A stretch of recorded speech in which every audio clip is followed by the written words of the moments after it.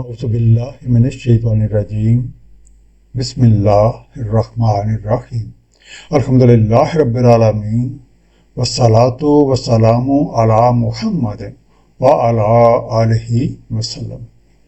انشاءاللہ آج ہم سورہ مومنون کے چھٹے یعنی آخری رکوع کا مطالعہ کریں گے۔ اس سے پچھلے رکوع کا خاتمہ اس بات پہ ہوا تھا کہ حقیقت ناشناس اور ناشکر لوگوں کا یہ کہنا کہ اللہ تعالیٰ نے کسی کو اپنی اولاد بنا رکھا ہے بالکل غلط ہے، اور اسی طرح یہ بات بھی بے حقیقت ہے کہ اللہ تعالیٰ کے سوا کوئی اور خدا ہے۔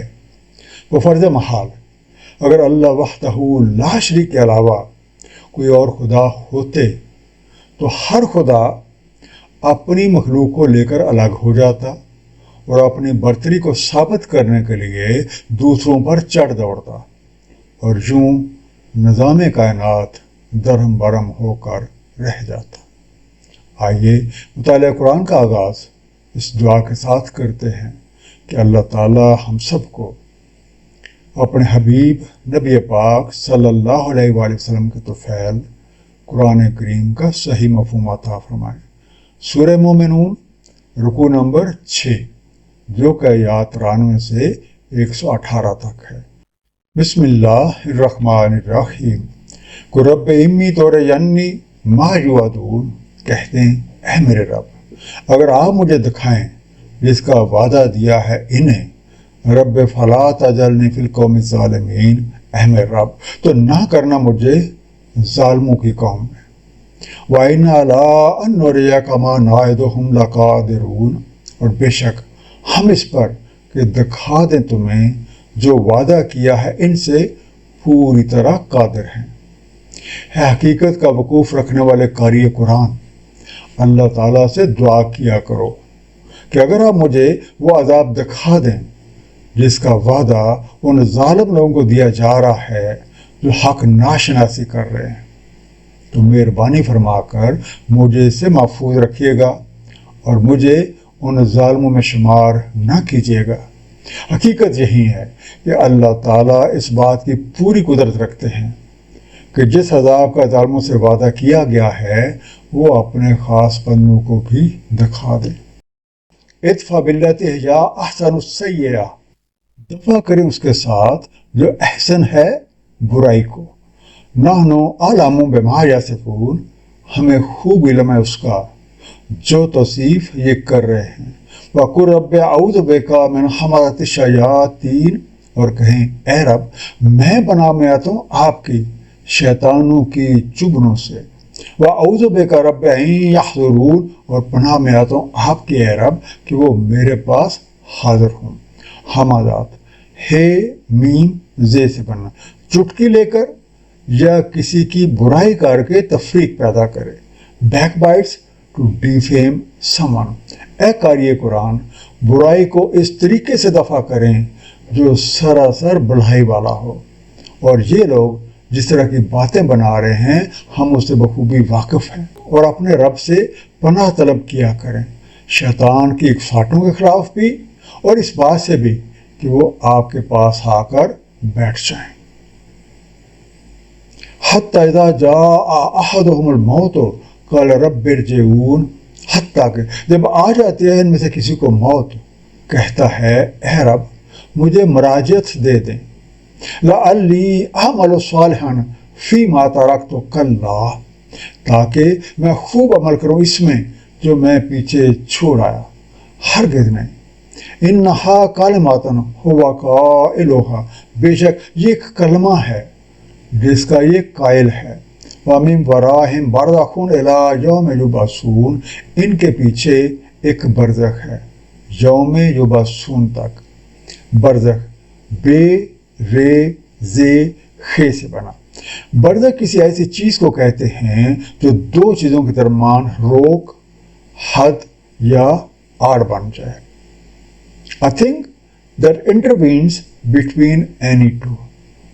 مرنے کے بعد اٹھائے جانے کا انکار کرنے والوں میں سے جب کسی کو موت آ جاتی ہے اور اسے اس کے رب کے حضور پیش کیا جاتا ہے، اس کا نام اعمال اس کے ہاتھ میں تھما دیا جاتا ہے، اور اس پہ وہ تمام حقائق روز روشن کی طرح عیاں ہو جاتے ہیں جن سے وہ دنیا کی چکا چوندھ میں کھو جانے کی وجہ سے غافل رہا۔ اب وہ منتیں کرتا ہے کہ مجھے اسی دنیا میں واپس بھیج دیا جائے تاکہ میں اعمال صالح کروں۔ سورہ سجدہ آیت نمبر 12 میں ارشاد ہے۔ اور اگر آپ دیکھیں جب مجرم سر نیچے ڈالے ہوئے اپنے رب کے حضور، اے ہمارے رب، ہم نے دیکھ لیا ہے، ہم نے سن لیا ہے، بس ہمیں واپس لوٹا دے، ہم عمل صالح کریں۔ اب ہمیں یقین آ گیا ہے، نظام کائنات آگے کی طرف حرکت کر رہا ہے، اس لیے وہ جو اس دنیا کو چھوڑ کر آیا تھا واپس نہیں جا سکتا۔ اور اس کا یہ کہنا کہ مجھے واپس بھیج دیا جائے کوئی نئی بات نہیں، بلکہ یہ اسی کلمے کا قائل ہے اور آگے جا کے پھر وہی کرتا ہے۔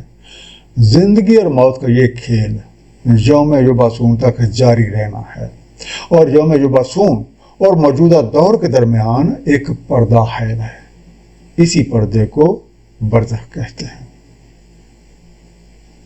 اذا نفخ فی الصور، جب سور میں نفخہ ہوتا ہے، فلا انصاب بینہم یومئذ ولا یتساءلون، تو نہیں نسبی تعلق رہتا ان کے مابین اس روز، اور نہ ایک دوسرے سے سوال کرتے ہیں۔ ومن ثقلت موازینہ، تو جو کوئی بھاری ہوا موازن میں، فاولئک هم المفلحون، تو یہی ہیں جو فلاح پا گئے۔ انصابہ نون سین با سے بنا، خاندانی اتصال، حسب نسب، ہم کہہ سکتے ہیں رشتہ داریاں، کنشپ۔ حقیقت یہ ہے کہ جان نکلتے ہی سارے رشتہ داریاں اور تعلق ختم ہو جاتے ہیں۔ کوئی بھی رشتہ دار مرنے کے بعد چاہے کتنا ہی قریب ہو، مرنے والے کے ساتھ نہیں جاتا، اور وہ مال و دولت جس کی خاطر زندگی میں نہ جانے کتنے پاپڑ بیلے تھے یہی رہ جاتا ہے، یعنی اس دنیا میں جو تھا وہ یہی رہ جاتا ہے۔ اگلے جہان کے اپنے حالات اور اپنے تقاضے ہیں، وہاں پر اعمال کا وزن کیا جاتا ہے نہ کہ گنتی، اور اعمال کا وزن ان کی نیت کی بنیاد پہ ہوتا ہے۔ اب وہاں جس کسی کا اعمال کا پلڑا بھاری ہوا کامیاب قرار دیا جاتا ہے۔ ومن خفت موازینہ، اور جو کوئی خفیف ہوا موازن میں، فاولئک الذین خسروا انفسهم فی جہنم خالدون، تو یہی ہیں جنہوں نے خسارے میں ڈالا اپنے آپ کو جہنم میں، اسی میں رہ پڑے۔ تلفح وجوہہم النار وہم فیہا کالحون، جلسا رہی ہے ان کے چہرے آگ اور وہ اس میں منہ بگاڑ رہے ہیں۔ الم تکن آیتی تتلی علیکم فکنتم بہا تکذبون، کیا نہ تلاوت کی جاتی تھی میری نشانیاں تم پہ تو تم ان کی تکذیب کرتے۔ انڈرلائن لفظ ہے تلفح، لام فے ہا سے بنا، کسی چیز کو جلا دینا، سکارچ۔ کالحون، کاف لام ہے سے بنا، وہ تکلیف کی وجہ سے دانت پیس رہے ہیں، منہ بنا رہے ہیں، گریننگ ونس۔ اور وہ لوگ جن کے اعمال کا پلڑا ہلکا ثابت ہوتا ہے وہ اپنی اس بری کارکردگی کی بنیاد پہ جہنم کے مستحق قرار پاتے ہیں اور اسی میں ڈال دیے جاتے ہیں۔ ان کے برے اعمال کا نتیجہ ان کے ساتھ آگ کی طرح چمٹ جاتا ہے۔ جلسنے کی تکلیف پہ وہ اپنے اوپر دانت پیس رہے ہوتے ہیں اور بری بری شکلیں بناتے ہیں۔ ایسے میں ان سے کہا جاتا ہے کہ وہ وقت تو یاد کرو جب تمہارے سامنے میری آیتیں بیان کی جاتی تھیں، اور آج جس حقیقت کا تمہیں سامنا ہے یہ پوری طرح کھول کے بتایا جاتا تھا تو تم اسے جھوٹا قرار دیتے تھے۔ قالوا ربنا غلبت علینا شقوتنا وکنا قوما ضالین، وہ کہتے ہیں اے ہمارے رب، غالب آ گئی ہم پہ ہماری شقاوت اور ہم ہوئے ایک قوم بھٹکے ہوئوں کے۔ ربنا اخرجنا منہا وَإِنْ عُدْنَا فَإِنَّا ظَالِمُونَ، اے ہمارے رب نکال دے ہمیں اس سے، سو اگر ہم ارادہ کریں تو بے شک ہم ظالم ہوئے۔ قَالَ اخْسَئُوا فِيهَا وَلَا تُكَلِّمُونَ، فرمایا دھتکارے پڑے رہو اسی میں اور مت کلام کرو مجھ سے۔ وہ لوگ اپنی غلطی تسلیم کرتے ہیں اور یہ عذر پیش کرتے ہیں کہ ان پر ان کی سنگدلی غالب آ گئی تھی، جس کی وجہ سے وہ صحیح راہ پہ نہ آ سکے۔ منتیں کرتے ہیں کہ انہیں جہنم سے نکال کر ایک اور موقع دیا جائے، اور اگر دوبارہ سے ایسے کام کریں تو وہ دراصل اپنے اوپر ظلم کریں گے۔ سورہ انعام آیت نمبر 26 اور 27 میں ایسے ہی لوگوں کے بارے میں ارشاد ہے، اگر تم دیکھو جب کھڑے کیے جاتے ہیں آگ پر تو کہتے ہیں اے کاش ہم واپس لوٹا دیے جائیں تو ہم نہ تکذیب کریں اپنے رب کی نشانیوں سے اور ہم ہو جائیں مومنین میں سے، بلکہ آشکار ہو گیا ان پہ جو چھپاتے رہے اس سے پہلے، اور اگر یہ لوٹائے جائیں ضرور اعادہ کریں گے اسی کا جس سے منع کیے گئے، اور بے شک یہ جھوٹے ہیں۔ ان لوگوں سے کہہ دیا جاتا ہے کہ پہلے اپنے کیے کی سزا بھگتو اور اس معاملے میں کوئی مزید بات مت کرو۔ اِنَّهُ كَانَ فَرِيقٌ مِّنْ عِبَادِي، بے شک ایک فریق ہے میرے بندوں سے، يَقُولُونَ رَبَّنَا آمَنَّا فَاغْفِرْ لَنَا وَارْحَمْنَا وَأَنْتَ خَيْرُ الرَّاحِمِينَ، کہتے ہیں اے ہمارے رب ہم ایمان لائے بس مغفرت فرما دیں ہماری اور رحم فرمائے ہم پر، اور آپ ہی سب سے بہتر رحم فرمانے والے ہیں۔ فَاتَّخَذْتُمُوهُمْ سِخْرِيًّا حَتَّىٰ أَنسَوْكُمْ ذِكْرِي وَكُنْتُمْ مِنْهُمْ تَضْحَكُونَ، پھر تم نے انہیں پکڑا تمسخر میں جہاں تک کہ تم نے بلہا دی میری یاد اور تم کرتے رہے ان کی تضحیک۔ عذاب میں پڑے ان نافرمانوں سے مزید کہا جاتا ہے کہ تم وہی لوگ ہو کہ جب میرے کچھ بندے کہتے تھے کہ ہم اللہ پہ ایمان لائے ہیں، اور اللہ سے مغفرت طلب کرتے تھے، اللہ سے رحم کی دعائیں کرتے تھے، تو اس وقت تم لوگ ان کا مذاق اڑایا کرتے تھے، ان کے پیچھے پڑ کے تم نے میری یاد کو بھی پتہ پوش ڈال دیا اور ان نیک لوگوں کی تضحیک میں ہی مشغول رہے۔ انی جزیتہم اليوم بما صبروا انہم ہم الفائزون، میں نے انہیں جزا دی ہے آج بس باب ان کے صبر کے اور وہ فائز المقام ہیں۔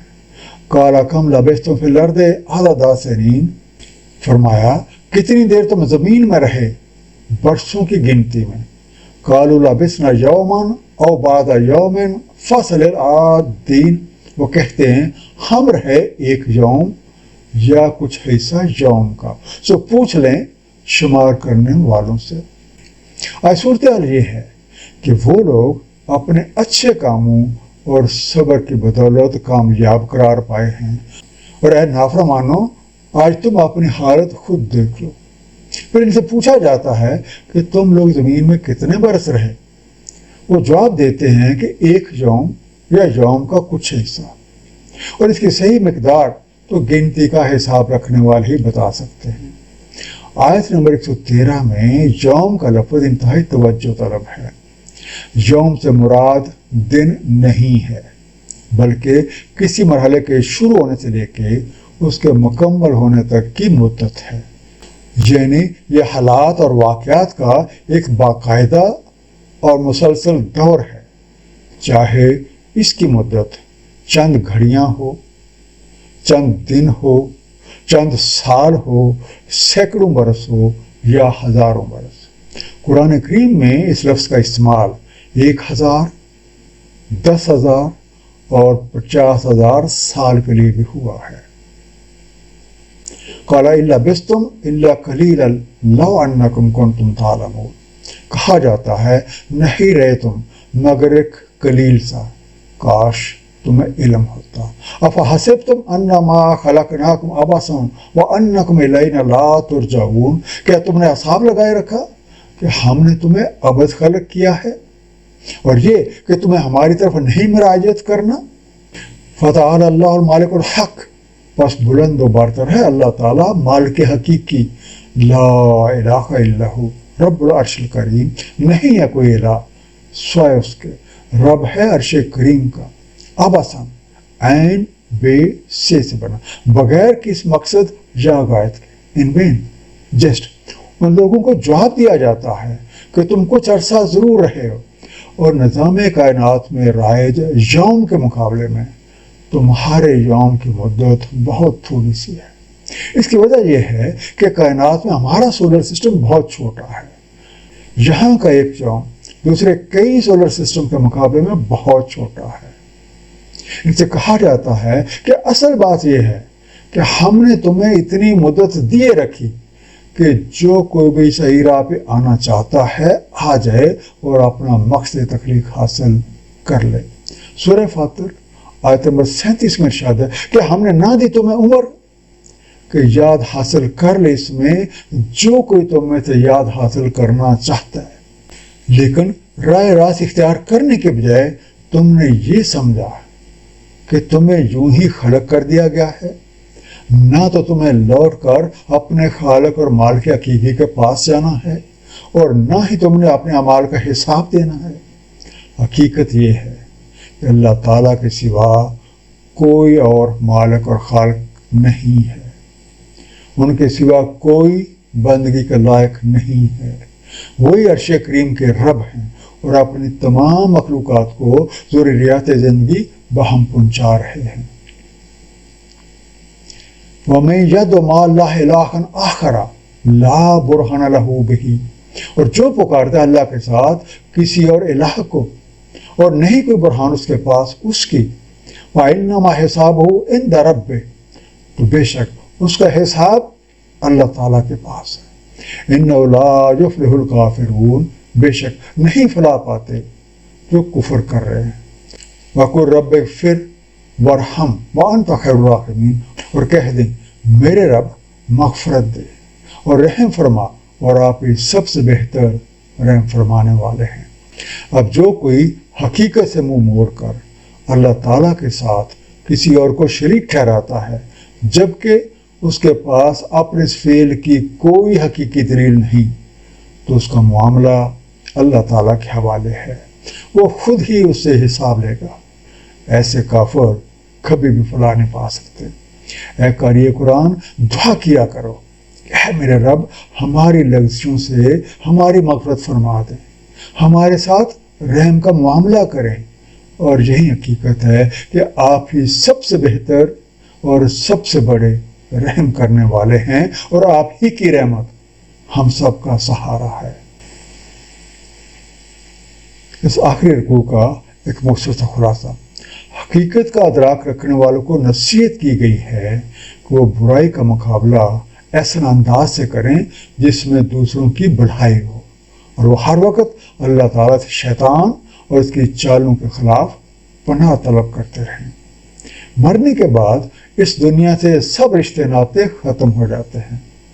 اگلے جہان میں اعمال کا وزن کیا جاتا ہے۔ اللہ تعالیٰ اور اس کے رسول نبی پاک صلی اللہ علیہ وآلہ وسلم کے احکامات کے مطابق زندگی گزارنے والے کامیاب ہو جاتے ہیں، جبکہ نافرمانی کرنے والوں پر جب زندگی اور موت کی اصل حقیقت بے نقاب ہوتی ہے تو وہ منتیں کرتے ہیں کہ انہیں واپس اسی دنیا میں بھیج دیا جائے تاکہ وہ اعمال صالح انجام دے سکے۔ ناکام ہونے والوں پہ عذاب مسلط ہو جاتا ہے، اور انہیں یہ بات جتائی جاتی ہے کہ جب تمہارے پاس رب کریم کی نشانیاں آئیں تو تم ان پہ غور و فکر کرنے کے بجائے ہنسی اڑاتے اور ایمان لانے والوں کی تصدیق کرتے۔